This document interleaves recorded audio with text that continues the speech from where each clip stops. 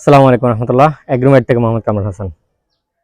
আপনারা যারা নিয়মিত রান্নায় সরিষার তেল ব্যবহার করেন পরিবারকে সুস্থ রাখার উদ্দেশ্যে, পরিবারের ভবিষ্যতে ওষুধ খরচ কমানোর উদ্দেশ্যে যারা রান্নায় সরিষার তেল ব্যবহার করেন নিয়মিত, তাদের উদ্দেশ্যে কিছু কথা না বললেই নয়।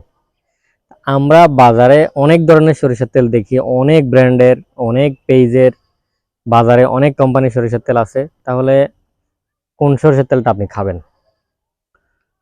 সরিষার তেলে আমাদের দেশে প্রতারণাটা কিভাবে হয়? সরিষার তেলে আমার গত 6 মাস মাঠ পর্যায়ে কাজ করার অভিজ্ঞতা।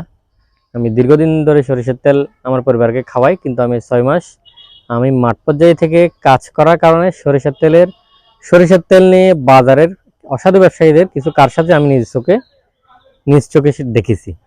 সেটা হচ্ছে, কেউ কেউ লোহার গানির সাথে কাঠের গানি মিক্স করে প্রাইসটা কমানোর জন্য। কেউ লোহার গানিটাকে কাঠের গানি বলে বিক্রি করে।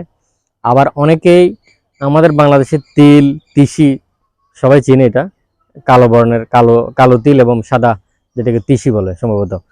তো এই তেলগুলো কিন্তু, তিলের তেলগুলো কিন্তু একেবারে সরিষার তেলের সেম কালার হয়ে থাকে।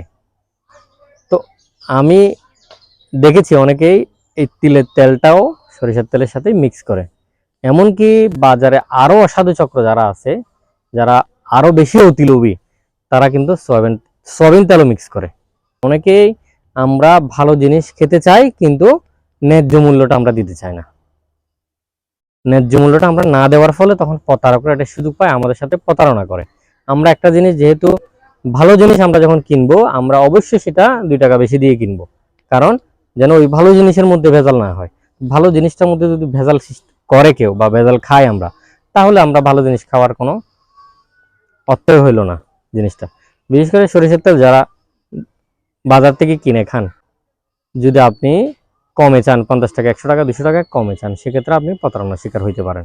আমি নিশ্চিত করে বলবো, আমি চ্যালেঞ্জ করে বলতে পারি, যারা বাজারে 900 টাকা, 950 টাকা সরিষার তেল বিক্রি করে, আমি চ্যালেঞ্জ করে আপনাদেরকে বলছি, দায়িত্ব নিয়ে বলছি, তারা আপনাদেরকে কাঠের গানি সরিষার তেল দিতে পারবে না। কোনোভাবেই সেটা সম্ভব না যে কাঠের গানি সরিষার তেল 900 টাকায়, 1000 টাকায় কোনোভাবেই হয় না, এটা হওয়া সম্ভব না।